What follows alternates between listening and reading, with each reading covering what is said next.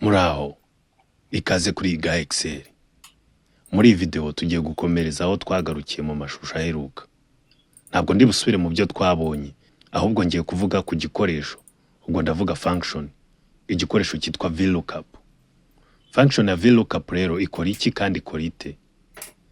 Muri uru rutonde rwa kabiri twabonye, tugiye kuzuzamwe amakuru y'urugero. Twashoboraga kubikora mu buryo buciriritse abenshi tuzi, nko kujya muri liste ya mbere tukareberaho ingero zirimo, tukagaruka muri iyi mbonerahamwe tukuzuzamwo izo ngero.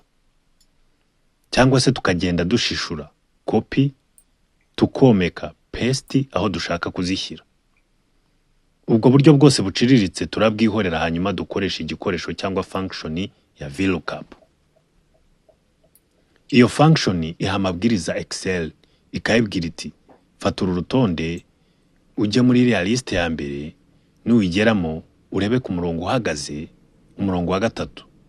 Noneho muri uwo murongo urebereho amakuru y'urugero, kandi urebe ko amazina y'imbuto tuguhaye ahuye neza neza n'ayari kuri rwa rutonde ugiye kureberamo, aricyo iyi force ivuze, exact match.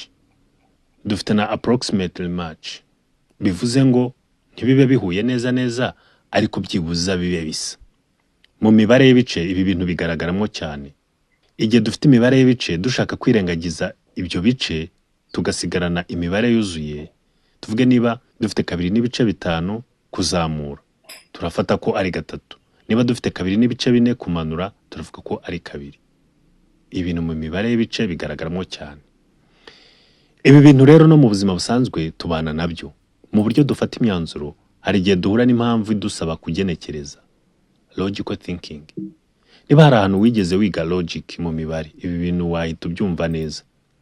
Excel yubakiye ku mahame ya logic, igendera kuri logique mu gusesengura amakuru twayihaye. Tuzagenda tubibona. Reka twikomereze na function ya VLOOKUP. Reka dusubiremo neza aya mabwiriza y'iyi function. Uhitamo urutonde ushaka, selection. Ugahitamo urutonde ushaka kureberaho amakuru y'urugero. Hanyuma ukandika umubare w'umurongo uhagaze ushaka kureberamwo amakuru. Niba ari umurongo wa mbere, wa kabiri cyangwa se wa gatatu. Tubara imirongo iri selected gusa. Tukabara duhereye ibumoso. Icyitonderwa, mujye mwibuka gushyira kitso hagati y'amabwiriza. Aha tugeze rero nidukanda enter, karabaye. Icyitonderwa kindi, iyi function ya VLOOKUP mu bushobozi bwayo ikintu idashobora gukora ni ukureba inyuma yayo. Ibyo bishatse kuvuga iki? Igihe colonne ifite amakuru ahuye nayo urimo gushakira amakuru y'urugero mu rutonde rusange, ariko runo turimo kureberamwe amakuru, mu gihe iyo colonne ifite indi ibanziriza ibumoso, nkuko hano iyi colonne y'imbuto ibanzirizwa na colonne ya nomero. Iyo bimeze gutya, VLOOKUP ntibasha kureba amakuru ari ibumoso bwayo, cyangwa se tuhita inyuma. Icyo gihe rero VLOOKUP nta makuru iguha.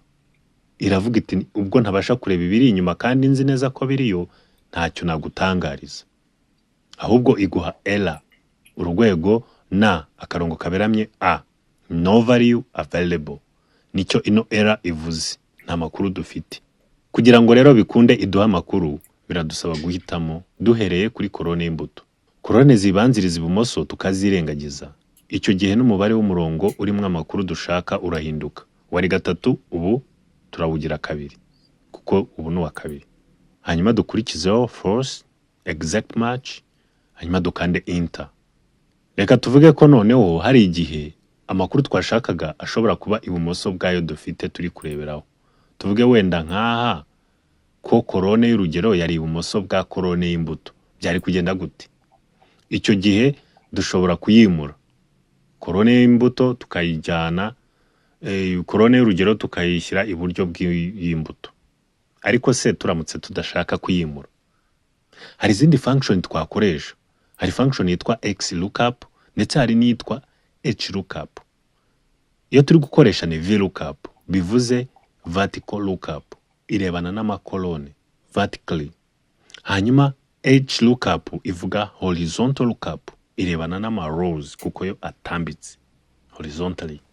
XLOOKUP rero yo ihuriza hamwe ziriya zombi.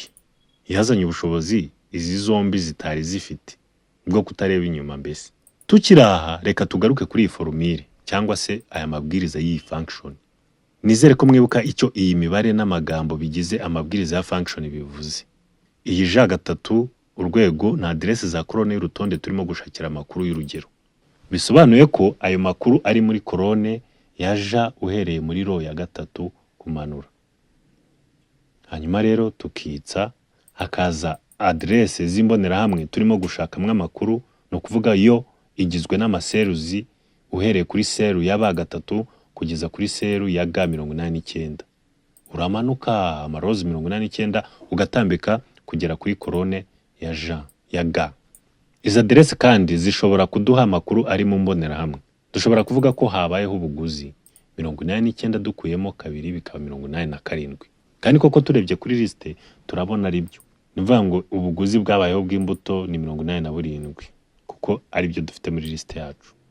Kabiri dukuyemo rero tuyikuyehe. Niba amakuru yacu ahera muri B3 bivuze ko amakuru yacu yari kuba agera muri row ya 87 yaza kuba atangirira muri row ya mbere.